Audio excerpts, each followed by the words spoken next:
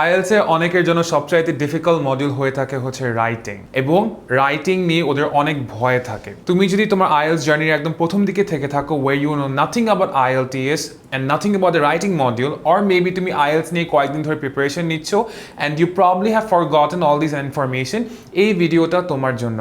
By the end of this video you will know everything that is to know about the IELTS writing module. Hey guys, আমি আনান, Connected Academy IELTS এবং English Foundation Instructor, also known as the IELTS Sensei, এবং আজকের এই ভিডিওতে I'm going to educate you on the IELTS writing test. So, as we might know, যে IELTS এর writing এ দুইটা question আসে, এবং কোয়েশ্চেনগুলো হচ্ছে the task 1 and task 2.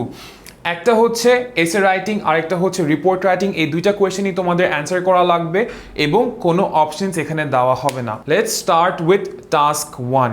So task 1 is report writing, এবং এখানে তোমাদের কোনো ধরনের ডায়াগ্রাম বা কোনো ধরনের প্ল্যান বা কোনো ধরনের ডেটা দেওয়া হবে, এবং ওই ডেটাটা তুমি কত ভালো করে বুঝতে পারছো এটা তোমার ওদেরকে লিখে বোঝানো লাগবে।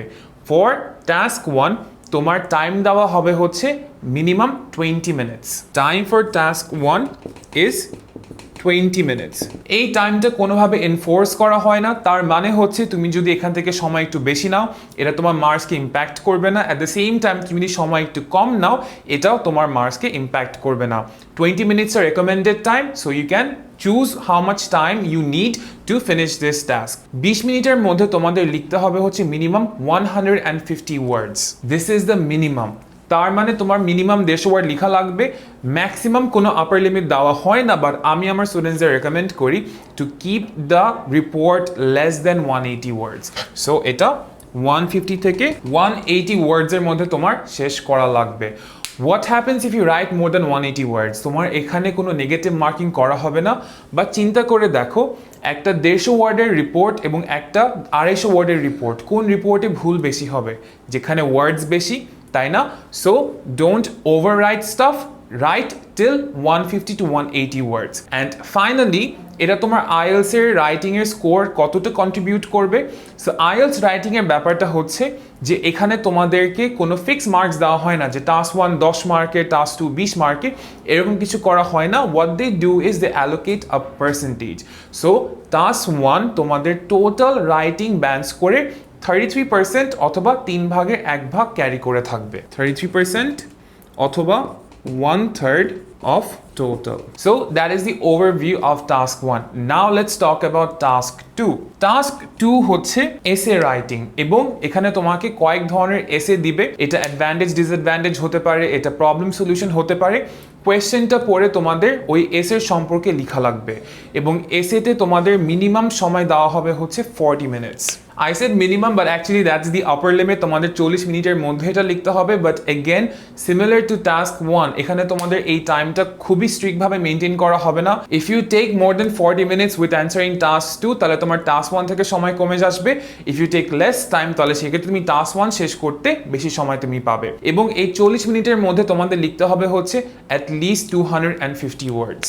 এটা হচ্ছে দ্য লোয়ার লিমিট। মিনিমাম তোমার 250 ওয়ার্ড লিখতে হবে, ম্যাক্সিমাম কোনো লিমিট দেওয়া হয় না, but again I tell my students to not go beyond 280 words because of the same reasons as I've stated before. So minimum 250, maximum 280, which is my personal recommendation.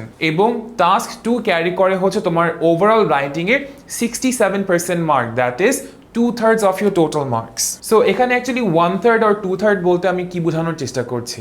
Basically IELTS writing এ যেটা হয় হচ্ছে ওরা তোমার task 1 এর priority থেকে task 2 প্রায়োরিটিটা বেশি দিয়ে থাকে। So if you consider it like this, যে তোমার টোটাল রাইটিং এর মার্কস হচ্ছে 9, তাহলে তোমার 9-এর 6 আসবে হচ্ছে টাস্ক 2 থেকে, এবং বাকি 3 আসবে হচ্ছে টাস্ক 1 থেকে। An easy way of calculating your overall writing band score is by using this simple formula, যে রাইটিং টোটাল হচ্ছে তোমার টাস্ক 1 এর স্কোর একবার এবং টাস্ক 2 এর স্কোর 2 বার যোগ করে divided by 3. এভাবে সাধারণত রাইটিং এর স্কোরটা ক্যালকুলেট করা হয়, but I have to mention that this is not the official way. British Council and IDP, they don't actually reveal how they score the writing tasks. Okay, so now we have finished about the briefing about the writing task, the writing task structure taki.